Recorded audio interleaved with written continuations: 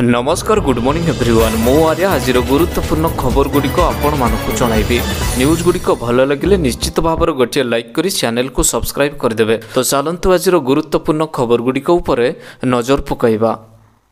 तेबे अरब सागर में बड़ गोटाउछि बात्या शक्ति घंटा प्रति 65 किलोमीटर बेगर बहुछि पवन। तेबे माड़ी आसुछि बात्या शक्ति अरब सागर में बड़ गोटाउछि बात्या घनीभूत हो भीषण बात्यार रूप नबार संभावना रही। यह नालिया ठारू 270 किलोमीटर दक्षिण पश्चिम रही। पश्चिम दक्षिण पश्चिम दिगरे घंटा प्रति 8 ରୁ 12 किलोमीटर बेगर गति करुअछि। घंटा प्रति 65 किलोमीटर बेगर पवन बहुची। गुजरात महाराष्ट्र उपकूल झड़ सांगक समुद्र अशांत रही। तेज समस्त मत्स्यजीवी मानक अक्टोबर 6 तारिख पर्यंत समुद्र भितर को न जावाई परामर्श दि जाइए। बात्या शक्तिर नामकरण करेछि श्रीलंका। ओडिशा उपरे बात्या शक्ति जदि आसे तेबे अधिक प्रभाव रहबो बोली पाणीपाग विशेषज्ञ माने अनुमान करिसंती। परवर्ती खबर दीपावली पूर्व सीएनजी गैस होइगला महंगा। तेबे दीपावली पूर्व सीएनजी गैस व्यवहारकारी मानक पय बड़ खबर होइछि। तेबे अक्टोबर 2 तारिख राति लागू होइछि एही वर्धित टंका। सीएनजी गैस पय प्रति किलोग्राम पिछा 1 टंकार अधिक देबाकू पड़िबो। सीएनजी गैस नूतन खुचरा मूल्य किलो 90.75 टंका रही। वर्षक मध्य तृतीय थर पर सीएनजी मूल्य वृद्धि। यह उल्लेखनीय जे सीएनजी मूल्य पुणे पिंपीचर चिंजीवाड़ और चकन तालगांव और हिजवांडी परि आखपाख अंचल में परिवर्तन रही। तेज पूर्व यह अंचल गुड़िक सीएनजी मूल्य वृद्धि पाई। चलित वर्ष जानुरी सीएनजी मूल्य 2 टंका वृद्धि पाई एवं जून में 3 टंका वृद्धि पाई अछि। परवर्ती खबर पुणी थे बड़ लघुचाप माड़ी आसब बन्या। तेबे आगक पुणी थे आसुछि बड़ लघुचाप जार प्रभाव सारा ओडिशा जलमग्न होबार संभावना रही। तेबे आभ्यंतरीण ओडिशा उपरे रहितबा अवपातटी शनिवार दिन अतिक्रम करी उत्तर पश्चिम ओडिशा आड़क मुहाई अछि। तेबे छत्तीसगढ़ आड़क गति करिछि। धीरे धीरे दुर्बल होगा सहित लघुचाप परिणत होइछि जार प्रभाव राज्य में रविवार दिन प्रबल रुति प्रबल वर्षिम वर्षा। तेबे ओडिशार समस्त जिले में प्रबल रुति प्रबल वर्षा होगापाई पाणीपाग विशेषज्ञ माने सतर्क कराइछन्ति। ता सहित नदी बा तलिया अंचल लोक माने बन्या सतर्क सूचना मध्य जारी करिछन्ति। परवर्ती खबर ट्रंप को टैरिफ टेंशन मध्य भारत को आउ गोटे बड़ झटका। तेज सेप्टेम्बर 26 तारिख शेष होइतबा सप्ताह भारतर वैदेशिक मुद्रा भंडार $2.33 बिलियन ह्रास पाई $724 बिलियन रही। शुक्रवार आरबीआई तथ्य प्रकाश करिअछि। एक सप्ताह पूर्व देश में मोट वैदेशिक मुद्रा भंडार $702.57 बिलियन रही जहाँ $396 नियुत ह्रास पाई अछि। रिजर्व बैंक तथ्य अनुसार भंडार एक प्रमुख अंश वैदेशिक मुद्रा संपत्ति $4.39 बिलियन ह्रास पाई $581.76 बिलियन रही। परवर्ती खबर उपराष्ट्रपति सीपी राधाकृष्णन को साक्षात कले मुख्यमंत्री मोहन चरण माझी। तेबे आज मुख्यमंत्री मोहन चरण माझी उपराष्ट्रपति सीपी राधाकृष्णन को साक्षात करिसंति। तांको सहित ओडिशा बीजेपी प्रभारी विजयपाल सिंह तमार मध्य उपराष्ट्रपति को साक्षात करिसंति। उपराष्ट्रपति को भेटिबा पर मुख्यमंत्री तांकर सामाजिक गणमाध्यम एवं सूचना देइछन्ति। से लिखिछन्ति आज नवा दिल्ली रे माननीय उपराष्ट्रपति श्री सीपी राधाकृष्णन सहित सौजन्यमूलक साक्षात करिबार सुजोग प्राप्त होइछि। एही अवसर में राज्य आम सरकार विकास मूलक कार्य एवं जनकल्याण योजना और भविष्य कार्यपंथा उपरे आलोचना करी माननीय उपराष्ट्रपति को ओडिशा विजन 2036-47 प्रदान करी राज्यर दीर्घ मियादी लक्ष्य संपर्क में अवगत कराई अछि। परवर्ती खबर सुना और रूपा दर में परिवर्तन जानतु कौन रही मूल्य। तेबे गहना किनिबा पूर्व नजर पकांतु केउं सहर में केते रही सुना और रूपार दाम।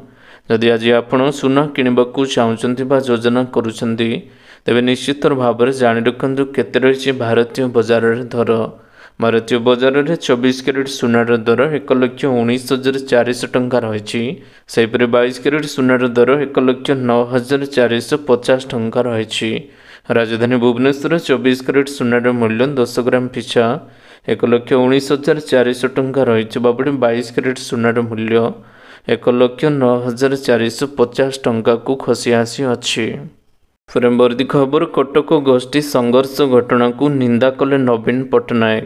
ତେବେ ଦଶହରା ଭସାଣୀ ସମୟରେ କଟକ ଦରଗା ବଜାରରେ ଘଟିଥିବା ଗୋଷ୍ଠୀ ସଂଘର୍ଷ ଘଟଣାକୁ ଦୃଢ଼ ନିନ୍ଦା କରିଛନ୍ତି ବିରୋଧୀ ଦଳର ନେତା ନବୀନ ପଟ୍ଟନାୟକ। ଭାଇଚାରା ସହିତ ସହର କଟକରେ ଏପରି ଅପ୍ରୀତିକର ସ୍ଥିତି ବେଶ୍ ଚିନ୍ତାଜନକ ବୋଲି କହିଛନ୍ତି ନବୀନ। ସେ ତାଙ୍କ ଏକ୍ସରେ ହ୍ୟାଣ୍ଡେଲରେ ଲେଖିଛନ୍ତି କି ଦଶହରା ଭସାଣୀ ସମୟରେ କଟକ ଦରଗା ବଜାରରେ ଘଟିଥିବା ଗୋଷ୍ଠୀ ସଂଘର୍ଷକୁ ଦୃଢ଼ ନିନ୍ଦା କରୁଅଛି। ଭାଇଚାରା ସହରର କଟକରେ ଏପରି ଅପ୍ରୀତିକର ସ୍ଥିତି ବେଶ୍ ଚିନ୍ତାଜନକ ରହିଛି। ପରବର୍ତ୍ତୀ ଖବର, 2 ଦିନ ପାଇଁ ବନ୍ଦ ହେଲା ଫୁରଲି ଝରଣା ଜଳପ୍ରପାତ। ତେବେ 2 ଦିନ ପାଇଁ ବନ୍ଦ ହୋଇଛି କଳାହାଣ୍ଡି ଜିଲ୍ଲା ଭବାନୀପାଟଣା ବ୍ଲକର ଫୁରଲି ଝରଣା ଜଳପ୍ରପାତ। ଲଗାଣ ବର୍ଷା ଯୋଗୁଁ ପ୍ରବଳ ଜଳ ପ୍ରଭାବିତ ହେଉଛି, ଯାହାଫଳରେ ପର୍ଯ୍ୟଟକମାନଙ୍କ ସୁରକ୍ଷାକୁ ଦୃଷ୍ଟିରେ ରଖି ଆସନ୍ତା 2 ଦିନ ପର୍ଯ୍ୟନ୍ତ ଏହି ଜଳପ୍ରପାତ ବନ୍ଦ ରଖିବା ନେଇ ସ୍ଥାନୀୟ ବନ ବିଭାଗ ପକ୍ଷରୁ ସୂଚନା ଦିଆଯାଇଛି।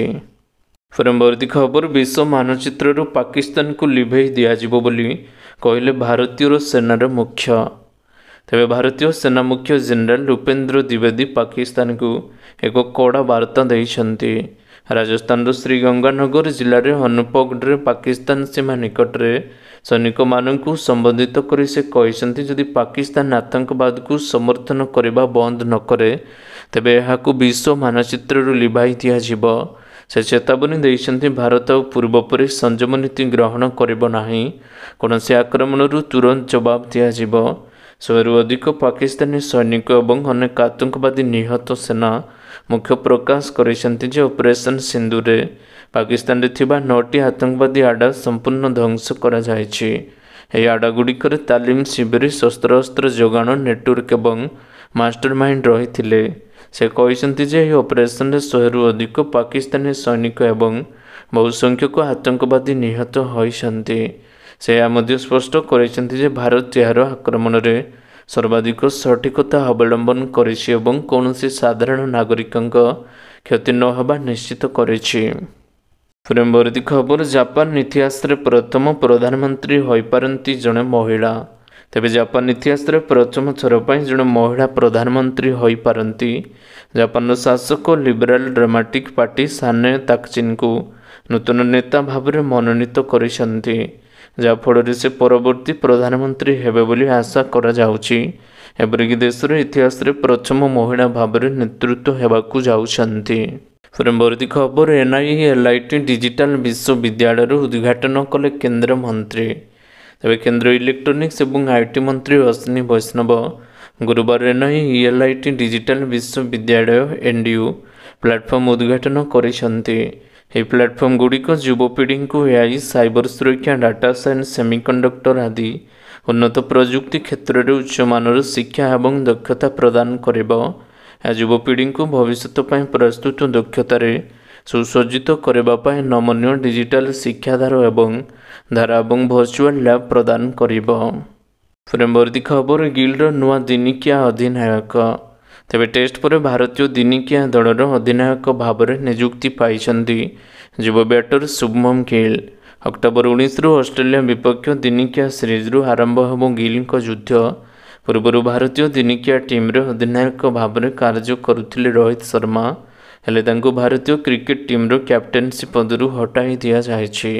ତାଙ୍କ ବଦଳରେ ଗିଲ୍ଙ୍କୁ ଦିନିକିଆ ଦଳର କମାଣ ଧରାଇ ଯାଇଛି।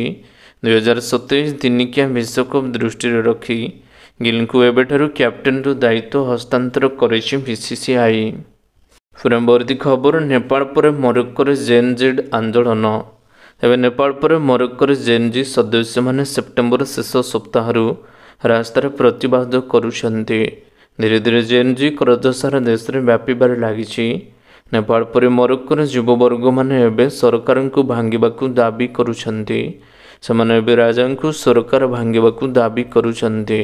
ଏହି ପ୍ରତିବାଦରେ ଏପର୍ଯ୍ୟନ୍ତ 3 ଜଣଙ୍କର ମୃତ୍ୟୁ ହୋଇଛି। ପରବର୍ତ୍ତୀ ଖବର, ଆଜି 10,000 ଲେଖାଏଁ 25 ଲକ୍ଷ ମହିଳାଙ୍କ ଆକାଉଣ୍ଟକୁ ଯିବ ଟଙ୍କା।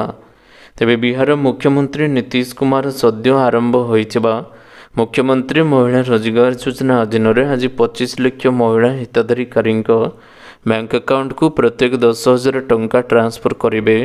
बिहार विधानसभा निर्वाचन पूर्व प्रचलन करा जाउथिबा एही योजनार लक्ष्य महिला माननकु आर्थिक भाव में स्वावलंबी करबा एवं सेमाननकु आर्थिक भाव में सशक्त करबा। ग्रामीण विकास विभाग अनुसार जो महिला माने एही योजना अधीन रे सफलता सहित व्यवसाय करुछंती सेमाननकु 2 लाख टंका पर्यंत अतिरिक्त सहायता जोगाई दिया जिवो। परवर्ती खबर बंद हो चारिधाम यात्रा। तेज उत्तराखंड स्थित चारिधाम यात्रा को नहीं बड़ खबर सामना को आसी। बद्रीनाथ केदारनाथ गंगोत्री यमुनोत्री सहित चारिधामर द्वार बंद होगा नहीं तारीख घोषणा करा जाई अछि। गंगोत्री धामर कपाट 22 अक्टोबर बंद करा जिवो। सेहीपरि 23 अक्टोबर केदारनाथ एवं यमुनोत्री धामर द्वार बंद करा जिवो। तेबे सबुठारु शेष रे बाबा बद्रीनाथ धामर कपाट बंद करा जिवो। आसंता 25 नवेम्बर श्री बद्रीनाथ कपाट बंद होवार सूचनाटी रही।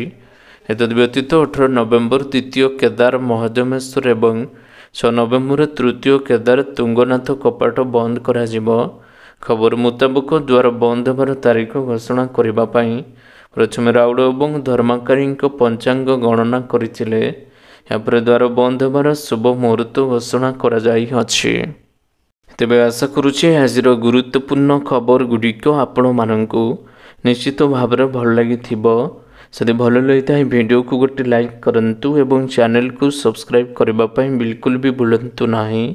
आपणक भल पाइबा सर वीडियो को शेयर करदेवे। पुणी देखा हम लेटेस्ट अपडेट्रे सेते बड़ पर्यंत विदाय नौछि। Vande Mataram. Take care. Bye bye.